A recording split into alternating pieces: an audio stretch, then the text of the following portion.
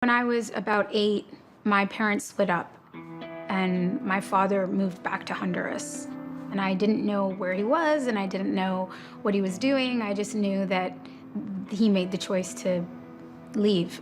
So I never saw him again. He passed away in 2010, and I visited Honduras for the first time in 2012, so I just missed him.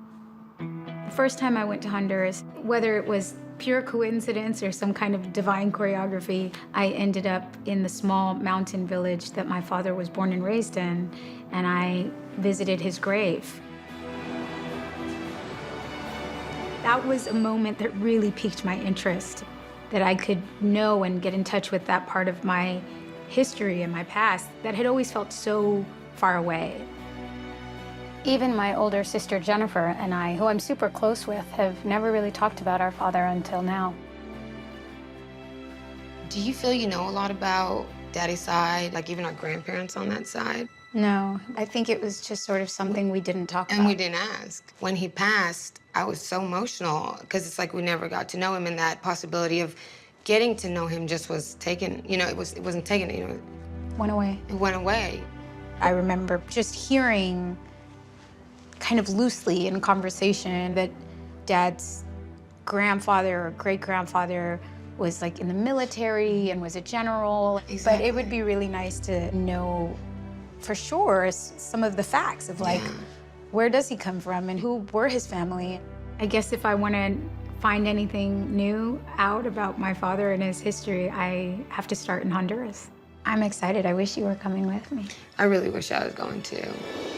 So my plan is to start my journey where I left off on my last visit to Honduras, in the town of La Esperanza, where my father was born and raised and where he died and is buried.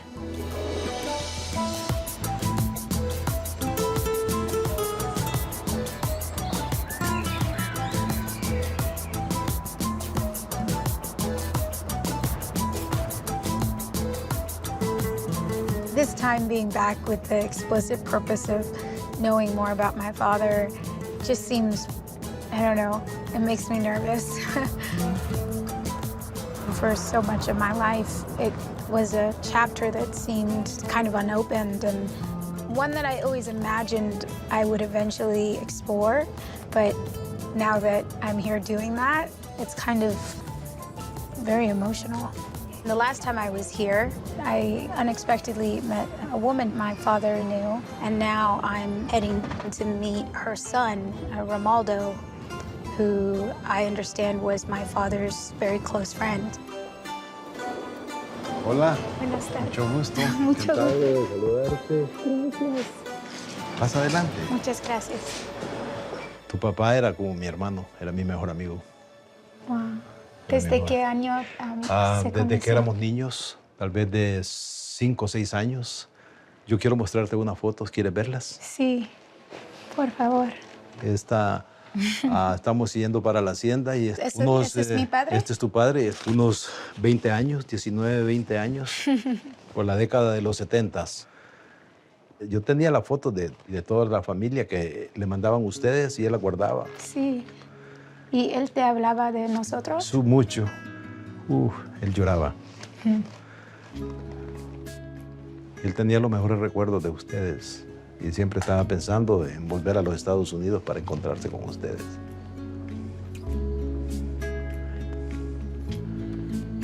Gracias. Se parece mucho a... ¿A tu hermano? Sí. Sí. Y también mis hermanas. Y te hablaba de por qué no nos contactaba a Sí. nosotros. Él tuvo muchos problemas.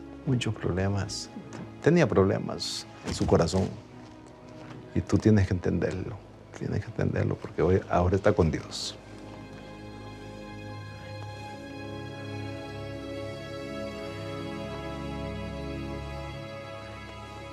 Y cuando regresó, ¿qué hizo aquí?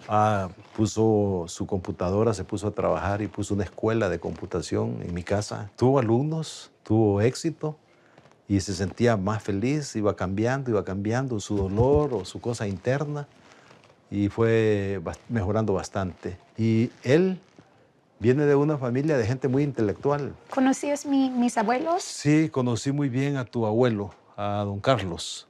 A tu abuela Georgina yo no la conocí. Mi nombre es America Georgina. Ah, tú eres Georgina también. Sí. Ah, yo, es el nombre de tu abuela. De mi Sí. abuela. ¿Y qué sabías de mis bisabuelos? Tus bisabuelos fueron doña María Luisa y tu bisabuelo fue el general Gregorio Ferrera.